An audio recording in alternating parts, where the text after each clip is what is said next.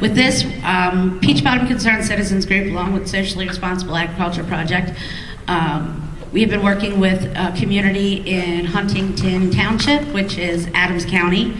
They called us, and it was actually after they had gone through an appeal.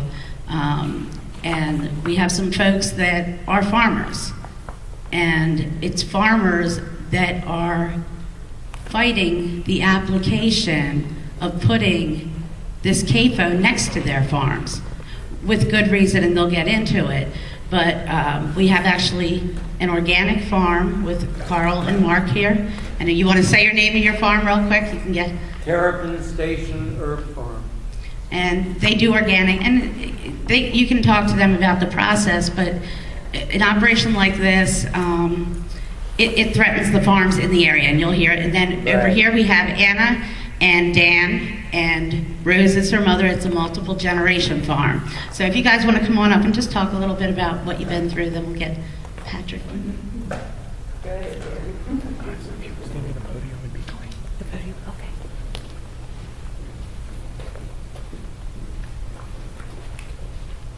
Like Maria said, I'm Anna. This is my husband Dan and my mom Rose. We have 9 children.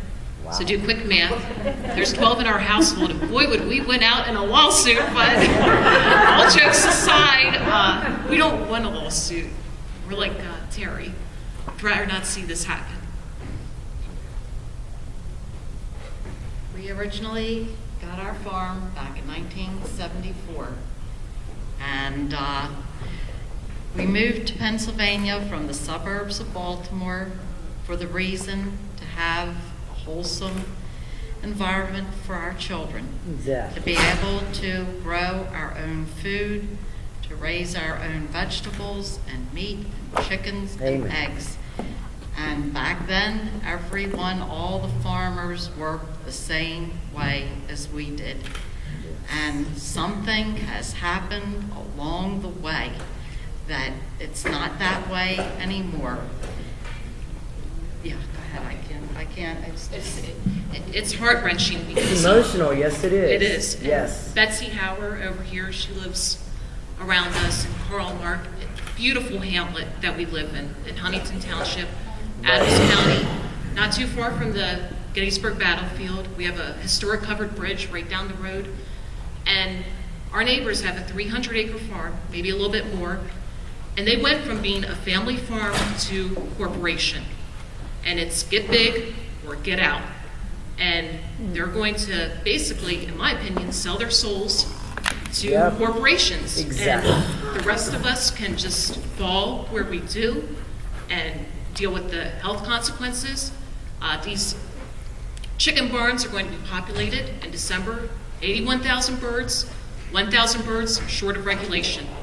So it's a game, and we're the losers, and they're the winners. And these eggs are also for vaccines. So we're not only dealing with township government, state government, this is federal government.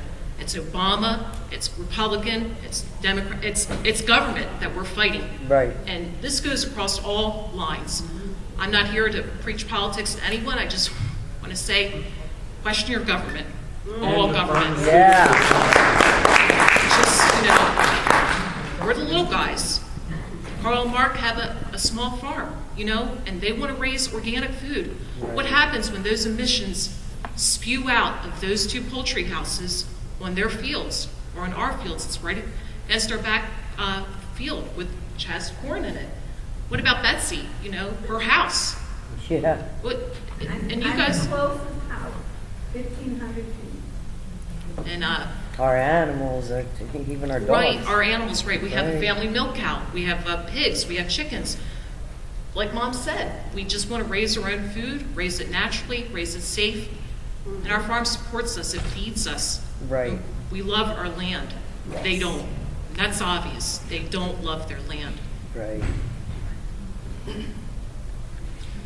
The other thing that we're discovering is that all of our wells are being affected all at once. This is ever since they started doing their drilling.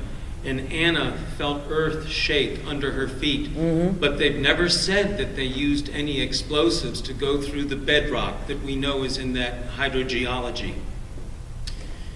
The other thing is, there's a reason York Springs is called York Springs. It's the number of natural springs in the area. We were the baths for York. Come over and take the relaxing baths in the waters of York Springs. And now, these 2 chicken barns are on top of that water aquifer. And that is affecting all of us. How many, what was the last count? 8. And this is before they're even up and operational. 8 wells. 8 wells. Affected so far, Just with what has happened so far. And 2 of them are farms. Yeah. So, and like we're Anna said, looking at the effect on our, we will not be able to use the water because we've made a commitment to only use potable water. And in the tests that we had done, Mark can speak more to that because he's a chemistry degree. But they are showing already the effects of the poisons in the water. Now, we're going to have this very highly regulated pharmaceutical chicken operation because the eggs are being used for for developing flu vaccine. Those chickens have to have a very special regimen of antibiotics. That is going to go into our water supply as well. And then all of us who are in that aquifer are going to be affected. I just want to speak from an educator's perspective. I'm an elementary school teacher who works with 3rd graders, and it's very hard for me to go to work and work with the social studies curriculum, knowing what I know about how we have gone through the process. Hi everyone, Kylie Grogan here, taking a look at the next few days ahead. And of course, the big story is Hurricane Sandy and what effects it will have on the East Coast. But we're looking good to university. And what we've gone through with our ability to get our voice heard, and how that process is supposed to work for us as Americans, and how it's failing us right now, and how we have to mobilize ourselves because no one's going to do it for us.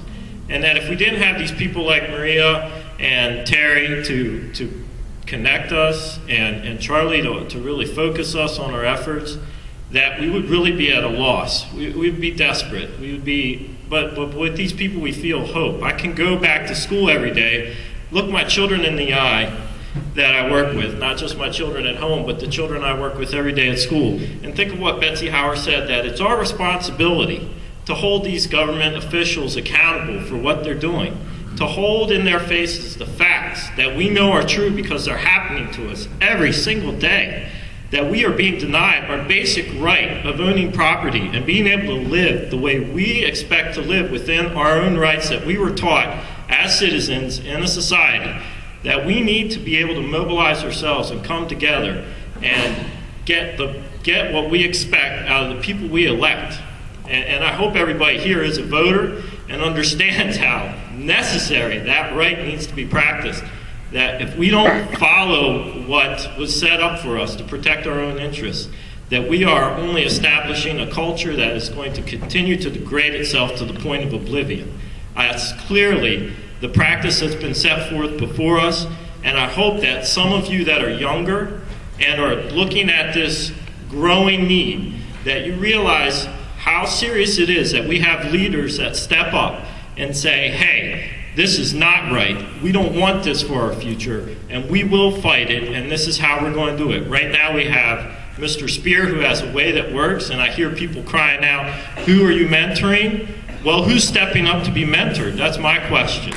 So that's what I want, those young people that are out here, if you're here for information, that's great. I want you also thinking about, is this something I can dedicate myself to? Is this something that I can say, this is a cause worthwhile, and I want to be a part of this, and I want to be someone that says, yeah, I took all that freedom and I used it to encourage a positive, growth in our country that creates a freedom that can be had by all to enjoy. And that's all I have to say.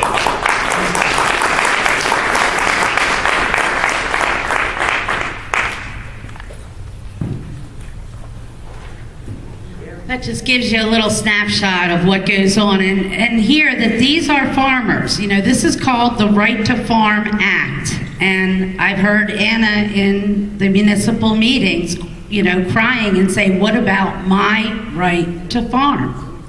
I would like to recognize someone who is, you know, we hear a lot of talk about government and how government is corrupt and not working. I would also like to add that we do have good people that are in government, and they are supporting grassroots groups, and it's our responsibility, honestly, to look at the candidates, look at them. Don't look at a TV ad. Don't look at something that's mailed to you. There are interests that put out things that are not true. So you really need to be responsible as a citizen. Look up their voting records.